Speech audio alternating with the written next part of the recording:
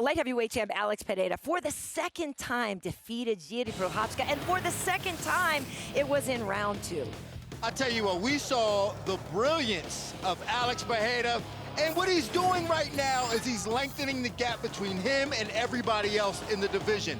Now, one thing that's understated about Alex Pereira is his focus. To be in these circumstances, to be able to go out, fight a guy he's already faced before, and then go, you know what? I'm gonna knock him out in the second round. I mean, it's absolutely wild. I mean, to me right now, Alex Pereira is just on a different level. I agree. I took a little bit of flack for this earlier this week by saying, because what I was asked is he the pound-for-pound fighter? We'll get to number one. And that's my thing. I was like, no, I don't believe he's the pound-for-pound fighter right now. Number one.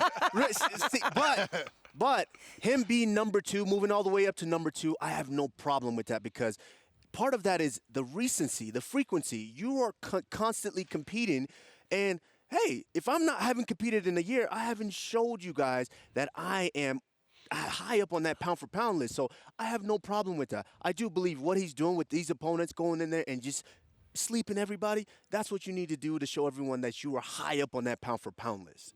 Anthony, I mean, yeah, your take on the rematch here. I don't know if you want to get in the rematch or the pound-for-pound list. We can bring that list right up now. Let's pull this list up, because he did, like you said, move up 2 spots. Currently, the pound-for-pound list is Makhachev, Pereira, Jon Jones, Leon Edwards, and Ilia Topuria. So, Anthony, I mean, he moves up 2 spots. He beats Jiri for the second time. Is he the best?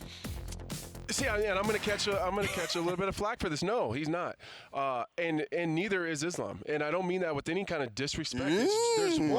There's one guy up there that doesn't have a legitimate loss in his entire career, and that guy's name is Jon Jones. If you look at the strength of schedule, you look at the different styles of guys that he's beaten. He's beaten 3 different generations of fighters: the guys that are in his generation, the guys that came after him, and the guys that came before him.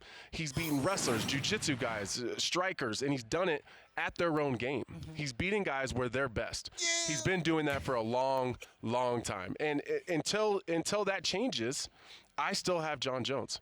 I mean, I get what you're saying. If all time, yes, Jon Jones is the greatest of all time.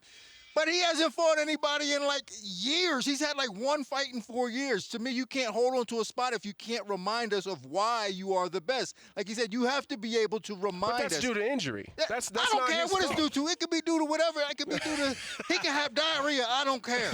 You got to show up and show everybody why you deserve that spot. And Islam has done that. So to me, Islam is still the number 1 guy. And I completely agree with you, Dean. I of course, Jon Jones is the number 1 of all time.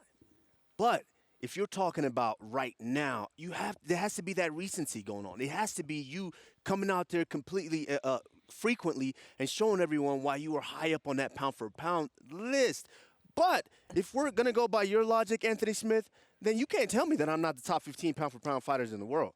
And I'm still active on duty. So do we just keep Jon there, number 1, as long as he's still active and not retired? See, I go with Dana's thought process. We're talking, if we take that entire What does Dana know about fighting? We take but the that's top all time. We take the top pound-for-pound guys, and you stick them all in a room. Who Who's wins, coming Jon? out of that room? Okay, so here's my question to you then, guys, and quickly, I want your take on this. To start with Anthony, who should Alex fight next? And what if Alex goes up to heavyweight and face Jon Jones? And is that the only way we're going to figure out who's number 1? Well, I think that's kind of a mess right now. Can Pereira go up, though?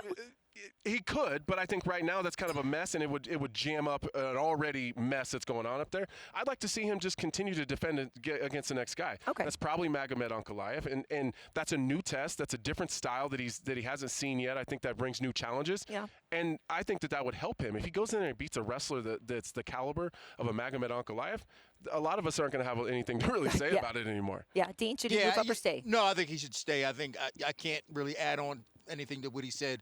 Magomed Ankalaev is the guy he needs to fight. You know, I've been catching strays all week. So first of all, let's just say, shout out to you, Alex Pereira. I mean, incredible what you're doing so far. I do think, honestly, he needs to get through Ankalaev, and then if he wants to move up, move up.